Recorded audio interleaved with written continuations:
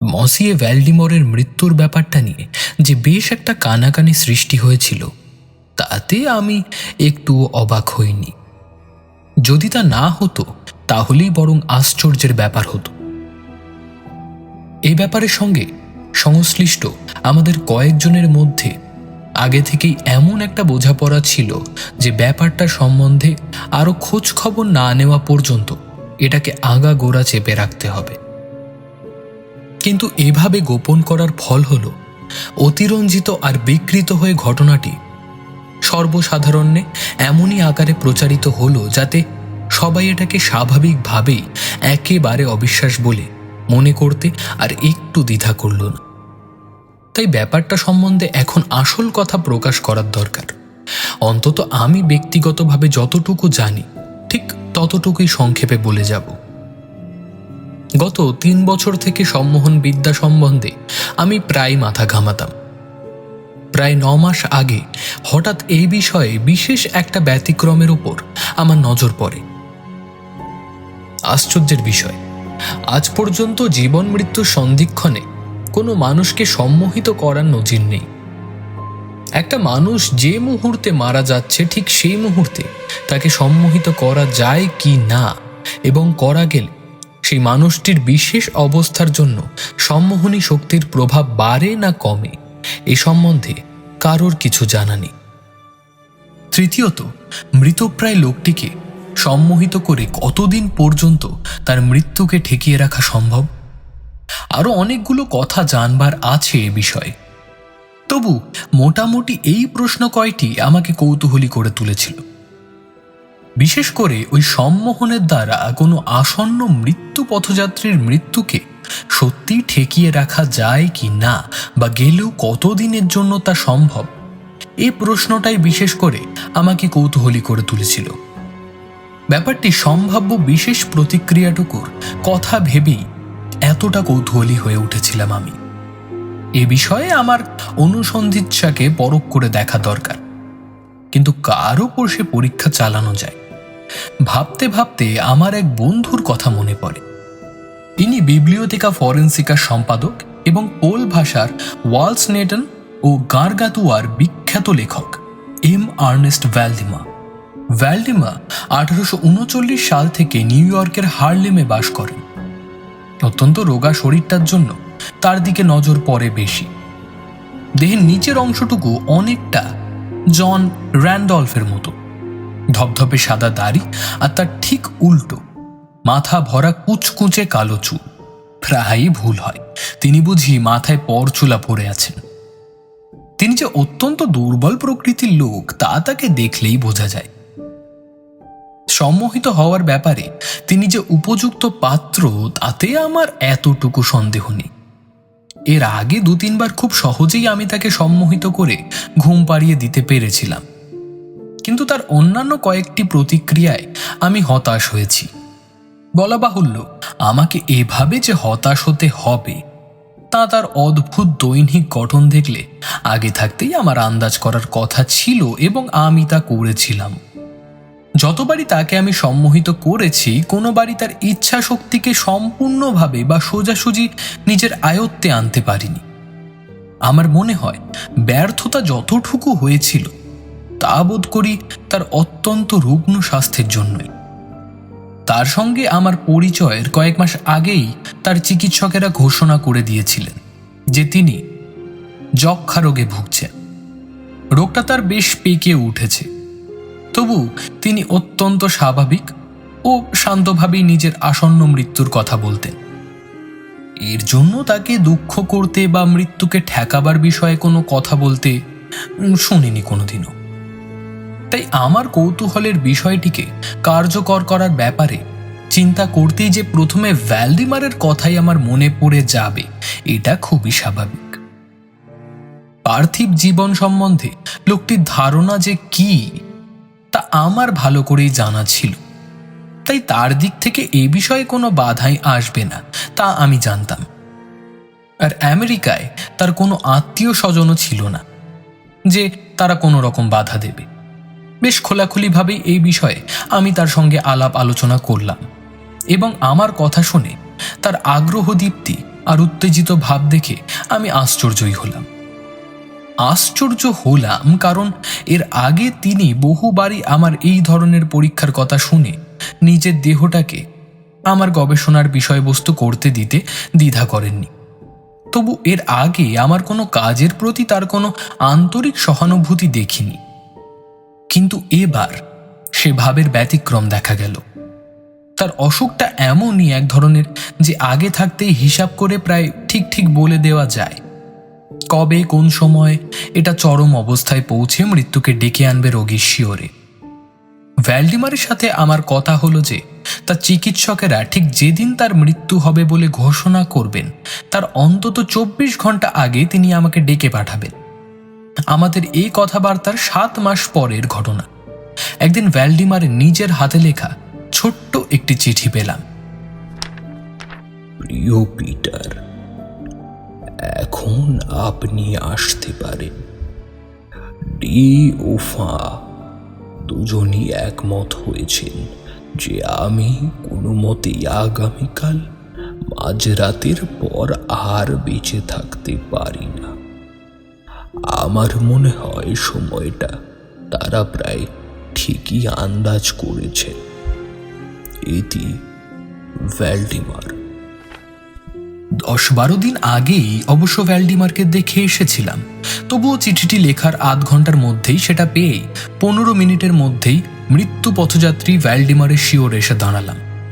মাত্র 10টা দিন তাকে দেখিনি, এই কটা দিনের মধ্যেই তার ভয়াবহ পরিবর্তন দেখে হতভম্ব হয়ে গেলাম। মুখটা একেবারে ফ্যাকাশে হয়ে গেছে, চোখ দুটি নিষ্প্রভ, এত শুকিয়ে গেছেন যে গালের চামড়া ঠেলে চোয়ালের হাড়গুলো বীভৎসভাবে জেগে উঠেছে। নারী স্পন্দন অতি ক্ষীণ, তবু আশ্চর্যজনকভাবে তিনি তার মানসিক এবং শারীরিক শক্তিও যেন বেশ কিছুটা টিকিয়ে রাখতে পেরেছেন। স্পষ্ট স্বরেই তিনি কথা বললেন। কিছুক্ষণ আগে নিজের হাতেই একটু বলকারক ওষুধও খেয়েছেন তিনি। ঘরে ঢুকেই দেখলাম পকেট খাতায় পেন্সিল দিয়ে রোজ নামচা লিখছেন তিনি। বালিশের উপর ঠেস দিয়ে বিছানাতেই বসেছিলেন। ডাক্তার ডি ও ডাক্তার ফা দুজনেই রয়েছেন। ভ্যালডিমারের সাথে করমর্দন করে ডাক্তার দুজনকে একটু তফাতে নিয়ে গিয়ে সংক্ষেপে রোগীর অবস্থাটা জেনে নিলাম। 18 মাস থেকে বাঁ দিকের ফুসফুসটা আড়ষ্ট হয়ে প্রায় হাড়ের মতন শক্ত হয়ে গেছে। দেহের শক্তি বাড়ানোর বা কোনো উপকার করার মতন সেটার অবস্থা আর নেই। ডান দিকের ফুসফুসের উপরের অংশ বিশেষেরও সেই একই অবস্থা।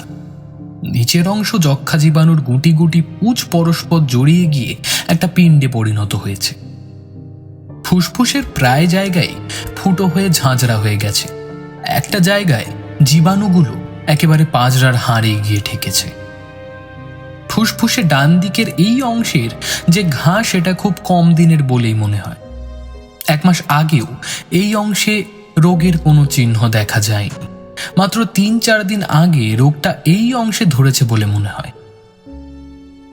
যক্ষা ছাড়াও বুকের প্রধান রক্তবাহী শিরাগুলো ফুলে উঠেছে বলে সন্দেহ হয়, কিন্তু ফুসফুসের আড়ষ্টতার জন্য এই বিষয়ে কোনো নিশ্চিন্ত সিদ্ধান্তে আসা যায়নি। উভয় ডাক্তারেরই মতে ভ্যালডিমার কাল রবিবার মাঝরাত নাগাদ মারা যাবেন। এটা হলো শনিবার সন্ধ্যা 7টার কথা। আমার সঙ্গে আলাপ করতে আসার আগে ডাক্তার ডি ও ডাক্তার ফা ভ্যালডিমারের কাছে শেষ বিদায় নিয়ে এসেছিলেন। ডাক্তার দুজনার ইচ্ছে ছিল আর ভ্যালডিমারকে দেখতে আসবেন না, কিন্তু আমার অনুরোধে তারা আগের সিদ্ধান্ত বদলাতে রাজি হলেন। ঠিক হলো কাল রাত 10টা নাগাদ তারা আর একবার ভ্যালডিমারকে পরীক্ষা করে যাবেন। তারা চলে গেল। পরে আমি ভ্যালডিমারের সাথে তার আসন্ন মৃত্যু সম্বন্ধে বেশ খোলাখুলি কয়েকটা কথা বললাম। তার উপরে আমার পরীক্ষা নিরীক্ষার কথাটাই বিশেষ করে বললাম। তার কথাবার্তায় বোঝা গেল তিনি তখনও আমার এই ধরনের কাজে শুধু যে রাজি আছেন তা নয়, আমি যাতে তাড়াতাড়ি কাজ শুরু করি তার জন্য তিনি বেশ তাগিদ দিতে লাগলেন। কিন্তু এমন একটি গুরুত্বপূর্ণ পরীক্ষার ব্যাপারে আমার যেন সাহসে কুলোচ্ছে না। বিশেষ করে কে জানে কি দুর্ঘটনা ঘটে যায়। সাক্ষী থাকবার মতন লোকেদের দরকার। শুধু একজন পুরুষ আর একজন মেয়ে নার্স ছিল ঘরের মধ্যে।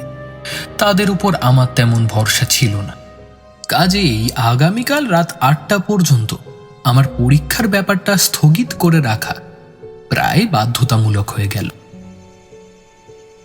পরের দিন রাত 8টা নাগাদ আমার পরিচিত এক ছাত্র ডাক্তার মিস্টার থিয়েডোর এসে উপস্থিত হলেন। অনেকটা আশ্বস্ত হওয়া গেল। প্রথমটা আমার ইচ্ছে ছিল ডাক্তার দুজন এলেই কাজ শুরু করা যাবে, কিন্তু ভ্যালডিমারের পীড়াপিড়িতে বেশি সময় আর নষ্ট করা সত্যি উচিত নয় ভেবে তক্ষুনি কাজ শুরু করার ব্যাপারে মনস্থির করে ফেললাম। কারণ পরিষ্কার দেখা যাচ্ছিল ভ্যালডিমার অত্যন্ত দ্রুত গতিতেই যেন মৃত্যুর দিকে এগিয়ে যাচ্ছেন। মিস্টার থিওডোর আমার এই পরীক্ষা সম্বন্ধে আমার উপর এতই সহানুভূতিশীল ছিলেন যে তিনি স্বেচ্ছায় আমার পরীক্ষাকালে সমস্ত ব্যাপার খুঁটিয়ে খুঁটিয়ে লিখে যেতে রাজি হয়ে গেলেন। এখন আমি যা যা বলবো সে সবই তার ওই লিখিত বিবরণের সংক্ষিপ্ত সার, এবং কোথাও কোথাও হুবহু নকল বলা যায়। 8টা বাজতে 5 মিনিট বাকি। ভ্যালডিমারের হাতখানি ধরে স্পষ্ট স্বরে তাকে অনুরোধ করলাম যে তিনি তার এই অবস্থায় আমার সম্মোহন পরীক্ষায় রাজি যে আছেন তা যেন মিস্টার থিওডোরকে জানান। অত্যন্ত ক্ষীণ অথচ স্পষ্ট স্বরে তিনি উত্তর দিলেন, হ্যাঁ হ্যাঁ, আমি সম্মোহিত হতে চাই। কথা শেষ করে তিনি আবারও বললেন, ভয় হয়, আপনি বোধহয় দেরি করে ফেললেন। তার এই কথা শেষ হবার সঙ্গে সঙ্গেই আমি যথারীতি পাস দিতে শুরু করে দিলাম। এভাবেই পাস দিয়ে তাকে আগেও আচ্ছন্ন করেছি। এরপরেও কপালের উপর দিয়ে আড়াআড়িভাবে কয়েকবার হাত চালাতেই কিছু ফল পাওয়া যাচ্ছে বলে স্পষ্টই দেখা গেল।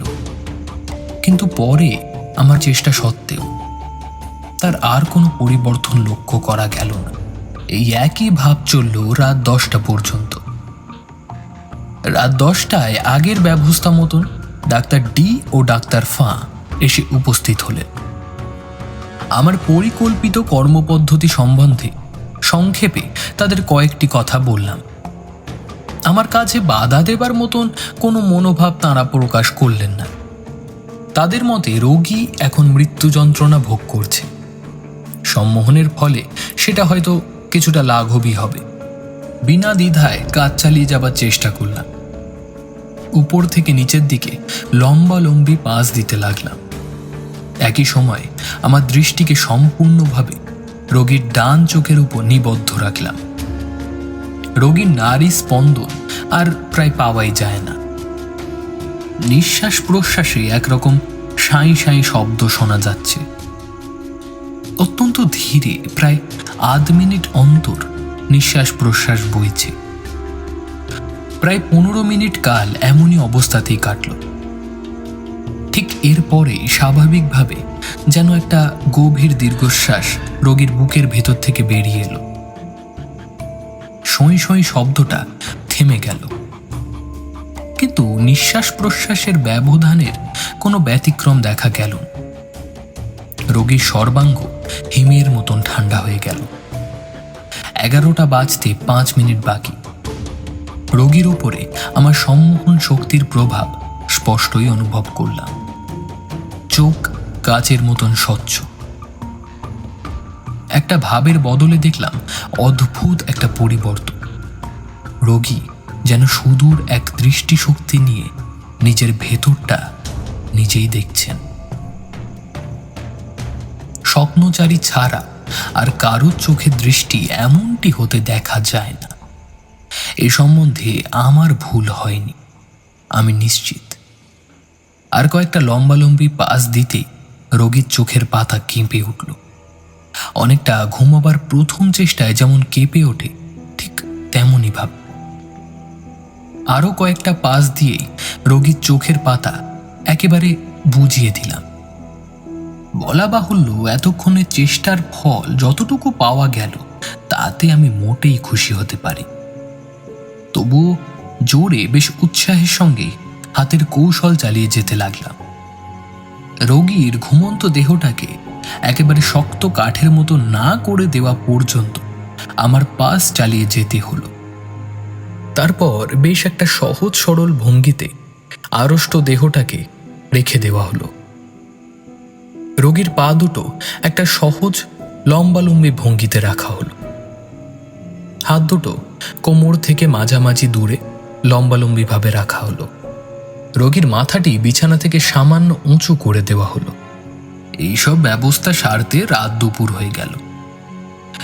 ডাক্তারদের এবার ভ্যালডেমরের অবস্থাটা একবার পরীক্ষা করে দেখতে বললাম।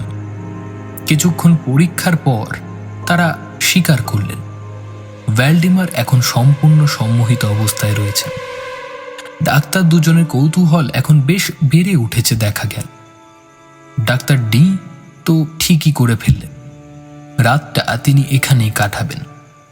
ডাক্তার ফাঁ অবশ্য বিদায় নিয়ে চলে গেলেন, কিন্তু তবু যাওয়ার সময় কথা দিয়ে গেলেন সকালে আবার আসবে। মিস্টার থিওডের আর নার্সরা সবাই রইলেন। ভ্যালডিমারকে আমরা ঠিক এই অবস্থাতেই রেখে বেরিয়ে এলাম। প্রায় ভোর 3টে নাগাদ আবার রোগীর ঘরে ঢুকে দেখলাম রোগী ঠিক আগের অবস্থাতেই আছেন। ডাক্তার ফাঁ চলে যাওয়ার সময় তার যে অবস্থা ছিল এখন পর্যন্ত সে অবস্থার কোনো তারতম্য ঘটেনি। ঠিক একইভাবে শুয়ে আছেন তিনি। নাড়ি স্পন্দন প্রায় ধরাই যায় না, খুব ধীরে ধীরে নিঃশ্বাস প্রশ্বাস চলছে, এত ধীরে যে চোখে ধরা যায় না।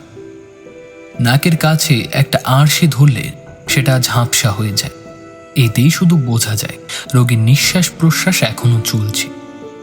স্বাভাবিকভাবে চোখ দুটো বোঁজা, সর্বাঙ্গ বরফের মতন ঠান্ডা, দেহটা পাথরের মতন আড়ষ্ট, কিন্তু তবুও রোগীকে দেখে তার মধ্যে কোথাও মৃত্যুর কোনো লক্ষণই দেখা যায় না।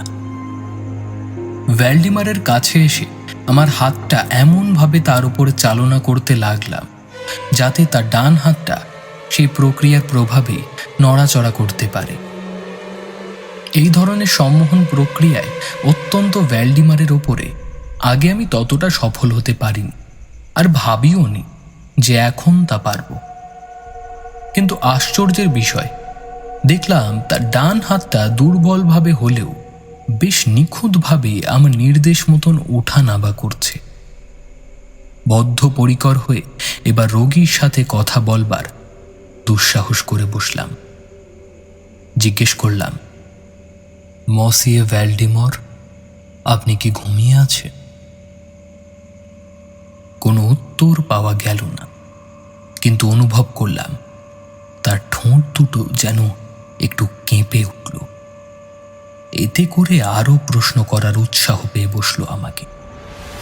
চোখের পাতাগুলো একটুখানি ফাঁক হলো, ভেতরের সাদা অংশটুকু দেখা গেল শুধু। শিথিলভাবে ঠোঁট দুটো একটু নড়ে উঠল। একসময় ঠোঁটের ফাঁক দিয়ে চাপা ক্ষীণ স্বরে বেরিয়ে এলো কটি অস্পষ্ট শব্দ।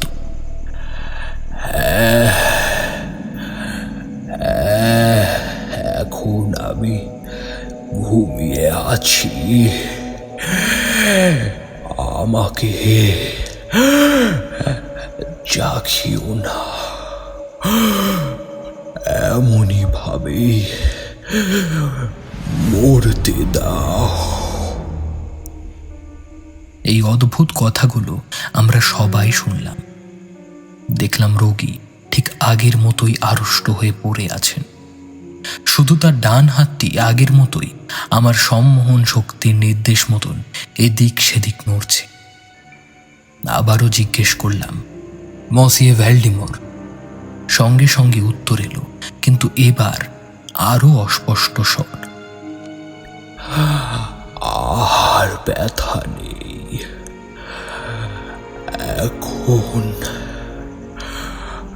আমি মরছি। রোগীকে এখন আর কোনো রকমে বিরক্ত করা উচিত হবে না। ডাক্তার ফাঁ আসা পর্যন্ত আমি আর কিছুই করিনি।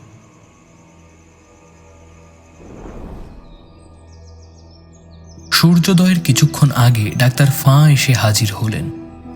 রোগী এখনো বেঁচে আছেন দেখে তিনি অত্যন্ত বিস্মিত হলেন। নাড়ি দেখে নিয়ে তিনি রোগীর নাকের কাছে ছোট্ট একটা আড়শি ধরে তার নিঃশ্বাস প্রশ্বাস পরীক্ষা করলেন। তারপর ভ্যালডিমারের সাথে আমাকে আবার কথা বলতে বললেন। আমি প্রশ্ন করলাম, মসিয়ে ভ্যালডিমার, আপনি কি এখনো ঘুমাচ্ছেন? আগের মতোই কয়েক মিনিট পরে উত্তর দিল রোগী, কিন্তু কিছুই শোনা গেল না। মনে হলো মৃত্যু পথযাত্রী রোগী যেন আপ্রাণ চেষ্টা করে কথা বলবার জন্য কিছুটা বল সঞ্চয় করছেন। আমার প্রশ্নে 4 বারের পর প্রায় অস্পষ্ট স্বর শোনা গেল।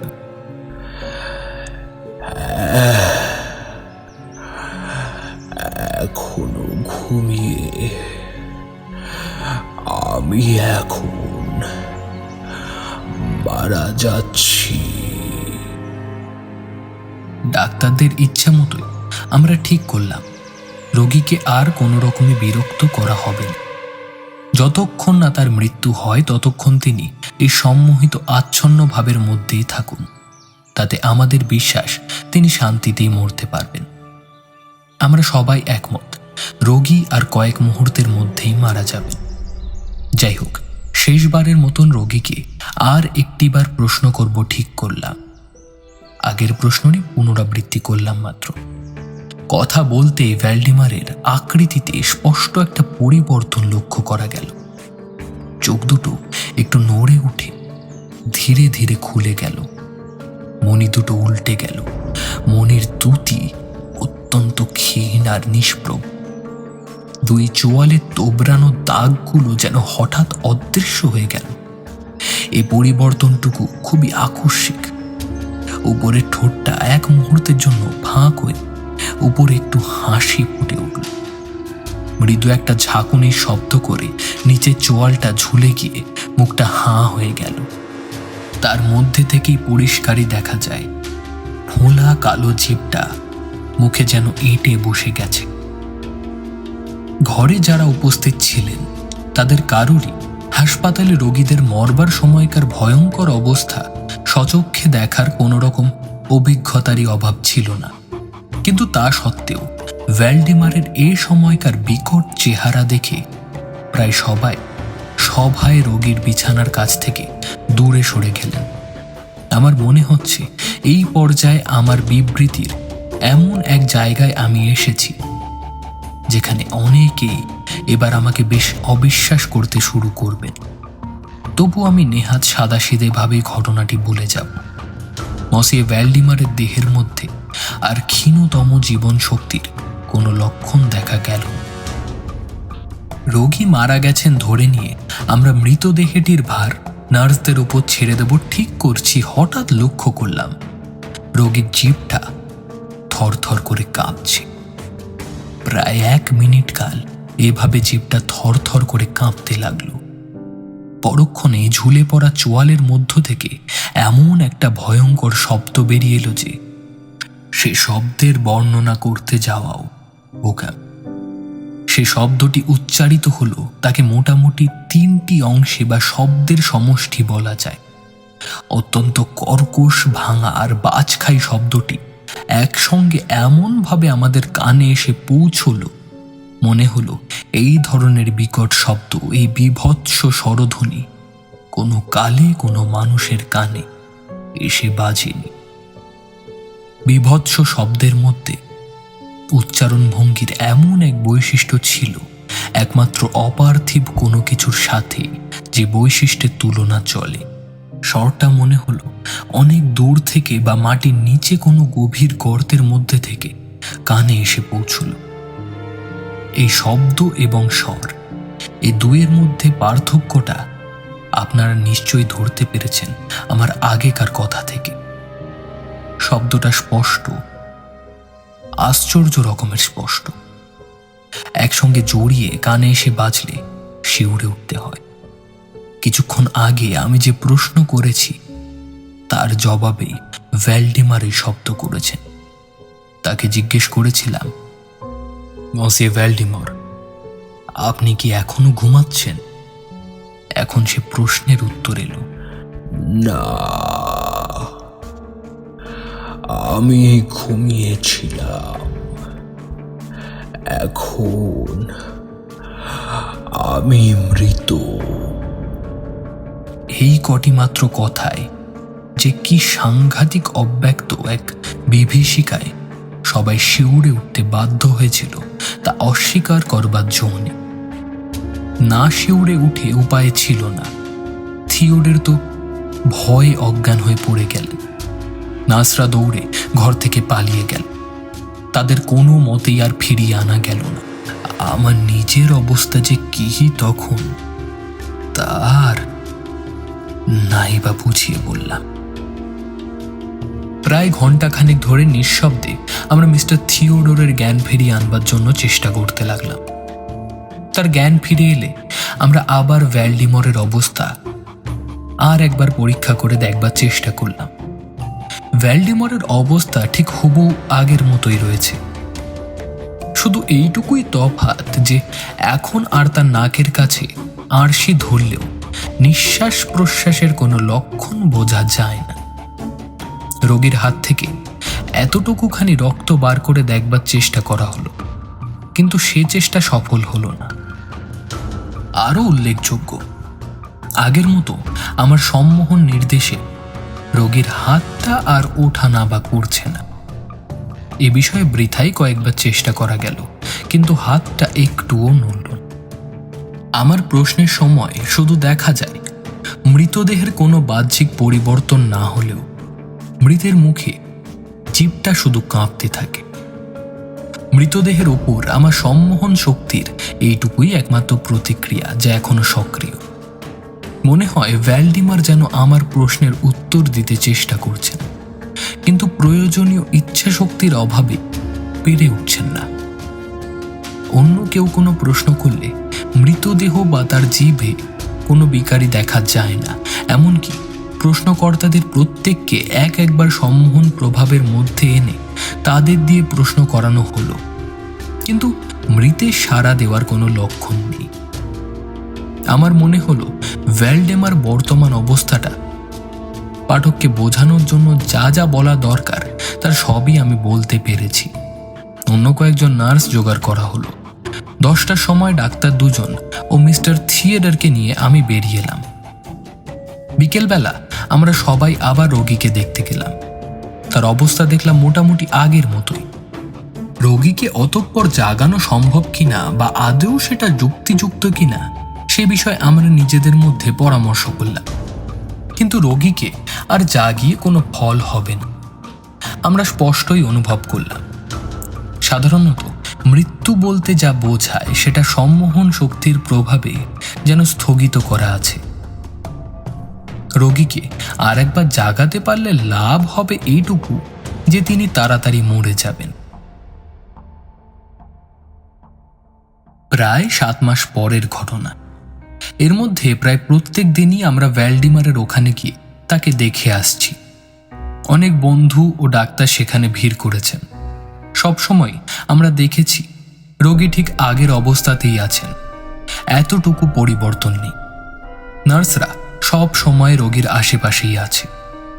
গত শুক্রবারে শেষ পর্যন্ত আমরা ঠিক করলাম রোগীকে শেষবারের মতন জাগানো হবে বা জাগাবার চেষ্টা করা হবে।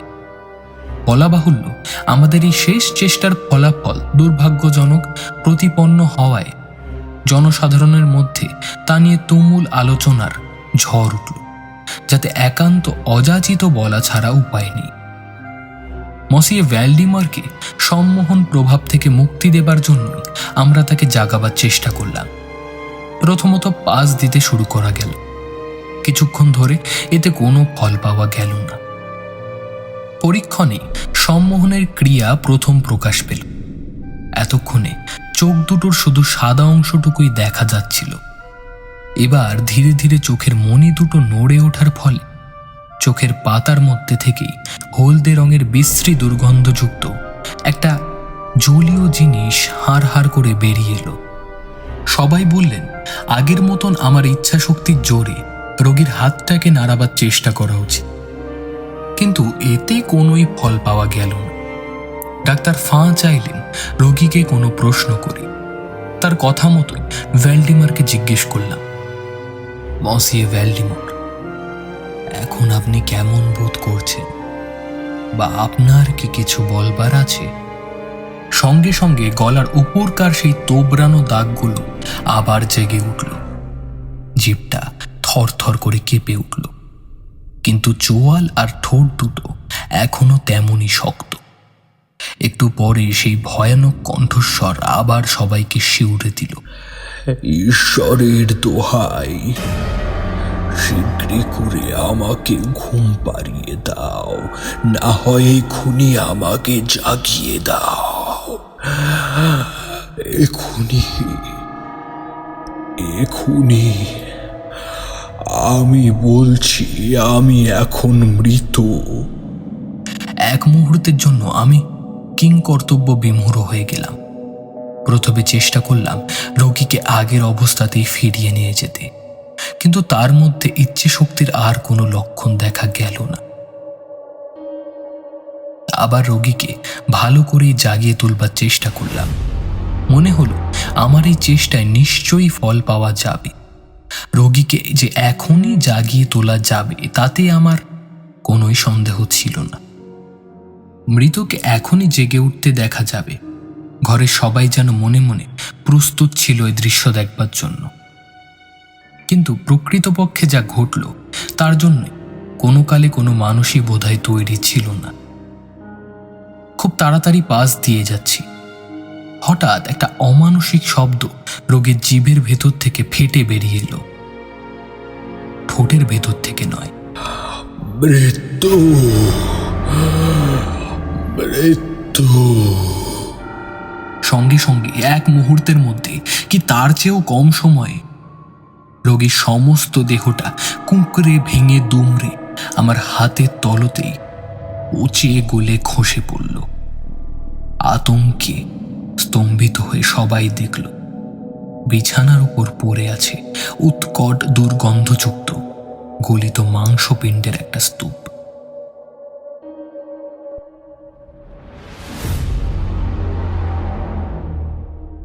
নমস্কার, রাজদেবী 2.0-তে আজকে আপনারা শুনছিলেন বিশ্ব সাহিত্যিক এডগার অ্যালান পোয়ের গল্প অবলম্বনে ভ্যালডিমরের মৃত্যু গল্পটি আপনাদের কেমন লাগলো জানাতে ভুলবেন না আপনাদের মূল্যবান কমেন্টসের মাধ্যমে। আর যদি আমাদের উপস্থাপনা আপনাদের ভালো লেগে থাকে অবশ্যই আমাদের চ্যানেলটিকে প্লিজ সাবস্ক্রাইব করে লাইক এবং শেয়ার করতে ভুলবেন। এবং আর একটা কথা, সাবস্ক্রাইব করার পর বেল আইকনটি প্রেস করে অল করতে কিন্তু ভুলবেন না, তাহলে আমরা যখনই গল্প ছাড়ব আপনাদের কাছে আমাদের গল্পগুলি সর্বপ্রথমে পৌঁছে যাবে। আজকে গল্প পাঠে আমি ছিলাম সন্তু, শব্দ সংযোজন, আবহ এবং প্রচ্ছদে দাস স্টুডিও, পরিচালনায় দেবীয়ন্ত্রী দাস। আপনারা যদি আমাদের চ্যানেলকে সাপোর্ট করতে চান, আমাদের ডেসক্রিপশন বক্সে দেওয়া ইউপিআই আইডি দিয়ে আর্থিক সাহায্য করতে পারেন, অথবা আমাদের সুপার থ্যাঙ্কসের মাধ্যমে অবশ্যই আর্থিকভাবে সাহায্য করতে পারেন। তাতে আমরা আপনাদের জন্য বিভিন্ন স্বাদের বিভিন্ন লেখকের গল্পের শর্ত কিনে আপনাদের কাছে উপস্থাপনা করতে পারব। আশা করছি আমাদের চ্যানেলের গল্প আপনাদের ভালো লাগছে। এভাবেই আমাদের পাশে থাকুন, সঙ্গে থাকুন এবং শুনতে থাকুন রাজদেবী প্রোডাকশন এবং রাজদেবী 2.0।